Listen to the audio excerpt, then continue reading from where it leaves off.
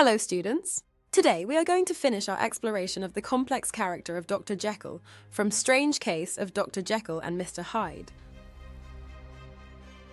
Today we will look at Jekyll's key characteristic as a selfish character. Today we delve into the character analysis of Dr. Jekyll. While many readers may sympathize with Jekyll as a victim of his own twisted experiments, we will focus on another, darker aspect of his character, his profound selfishness.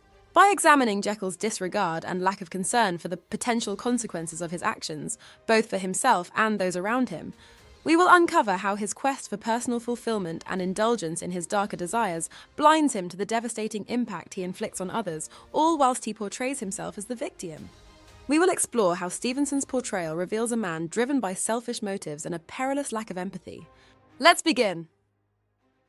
Jekyll's lack of remorse or concern for the impact of his actions on others, especially those closest to him, underscores his selfish nature.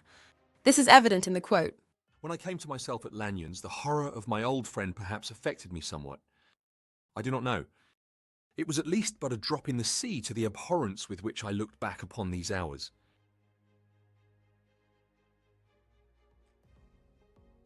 At this point in the novel, Dr. Lanyon has died from the shock of witnessing Hyde's transformation into Jekyll. However, Jekyll fails to acknowledge this in his narrative, and instead reflects on his own minor and fleeting sensation of guilt.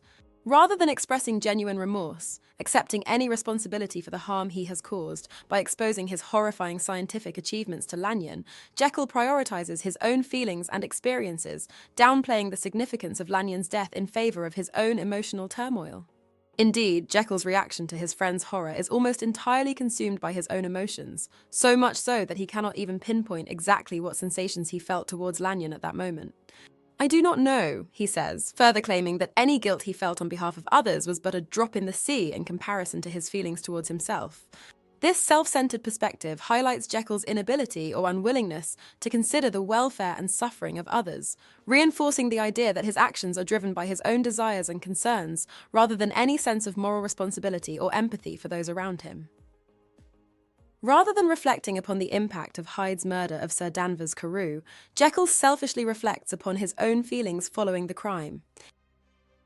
Henry Jekyll stood at times aghast before the acts of Edward Hyde, but the situation was apart from ordinary laws and insidiously relaxed the grasp of conscience. It was Hyde, after all, and Hyde alone, that was guilty. This quotation reveals how quickly Jekyll is able to forgive himself for Hyde's sins and sever them from his conscience. Jekyll rationalizes this by suggesting that the situation is apart from ordinary laws and therefore not subject to the usual constraints of conscience. Through this display of moral detachment, Stevenson suggests that Jekyll is actively seeking to absolve himself of responsibility for Hyde's actions. Jekyll's measured, emphatic insistence that it was Hyde, after all, and Hyde alone that was guilty, further emphasizes his refusal to accept accountability for the consequences of his own actions, instead shifting the blame onto his alter ego. Jekyll, it seems, has become morally bankrupt, prioritizing his own emotions over those of Hyde's victims. Jekyll's self-pity for his emotions is evident in Chapter 6 as he is troubled by his dual nature. "If I am the chief of sinners, I am the chief of sufferers also."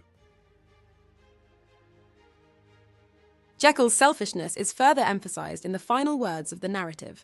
Here he has perfect opportunity to confess his sins, apologize for his actions, and express his extreme remorse for the pain he has caused. Instead, he uses his final statement to portray himself as a victim, seek pathos for his struggle, and emphasize how the extent of his earthly punishment should save him from the judgment of society after his death.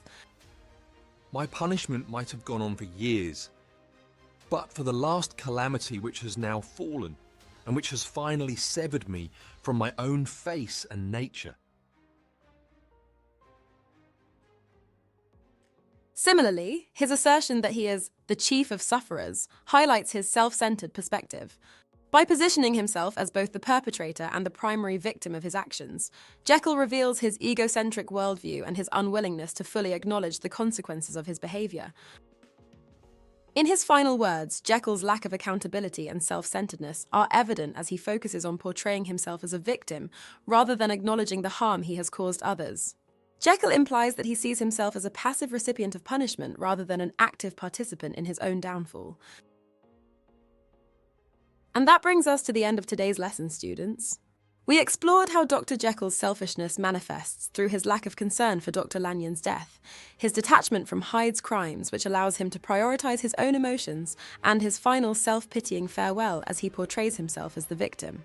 Jekyll's actions reveal a profound self-centeredness and disregard for the impact on those around him. Remember to keep revising this lesson and see you next time.